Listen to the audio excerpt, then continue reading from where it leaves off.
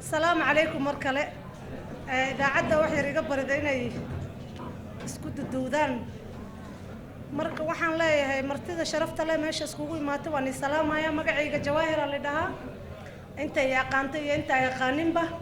وحن شوقة حفيزك تشيفك كونتينر يرو كويا اللي بربرها أكتيسة ميل آدو وسق بدن أو آدو بر بدن لكن هوش الوقف تاي آدو بدن تاي markii gurigan la dhisayay gurigan waxa la dhigi jiray bonus qayb libax baan ka qaatay dib badan baa ka jiray oo fidna ah ilmo musqul meesha ku qabeen qofkii damiyay baan ahaa Muzee Ali waa shaahid iyo Muzee Shaafici iyo Xaaji Cabdiraxmaan ma soo koobi kari dhismada hoos baan ka soo bilownay maantana waxa lagu wareejinayaa dadka dukaamaha lahaa waxaan ka codsanayaa dadka dukaamada leh mid ugu hore horta qof kasta qofku u shaqeynayo uu qoranayo Soomaali ahaan inaad vetin ka qaadaan oo qofka wareysataan meeshuu ka imaaday wuxuu ahaa backgroundkiisa saddex qof oo damiinka ana aad ka qorataan maxaa yeelay tuugada aan korod iska ilaalinaysaan ma ahane tuugada waxay noqotay dad annagana ah oo dad Soomaaliyeed ah midda labaad waxaan rabaa inaan laamaha ammaanka mar walba la shaqeysaan maxaa yeelay dhibka markuu imaado inay laamaha ammaanka loo kaco mar walba jaa'ifeeyo waxba ma qabtaan saas la dhawma fiicno mar walba gacan saar inaan la yeelataan ma aha laazim inaad dhib qabtid adoon dhib qabin baad xafiiska iska soo mari kartaa waxaad dhigi kartaa maanta suuqeena wuxuu ahaa suuq ammaan badan wax rabshada ma jirin dhibaato ma leh haddaan ogaano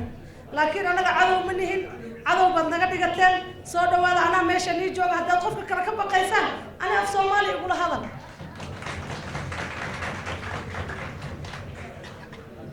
tayda saddexaad aan ka hadli lahaa waxaa waaye ilmaha yaryarkoo dadka dhibay meel walbay joogaan annagaa dhalnay dadaan Soomaali ahaynna ma dhibaan ilmahana waa ilmo yar oo laga qaban karo dhibaatadu ku jiro laakiin annagaana isku duubneen walina annagaana noqonin inaan ka shaqeyno Soomaaliya waxaan idhi lahaa ruux kasta cunugiisa ha ilaaliyo cunugiisa cunugu saaxiibka leeyahana ha la arko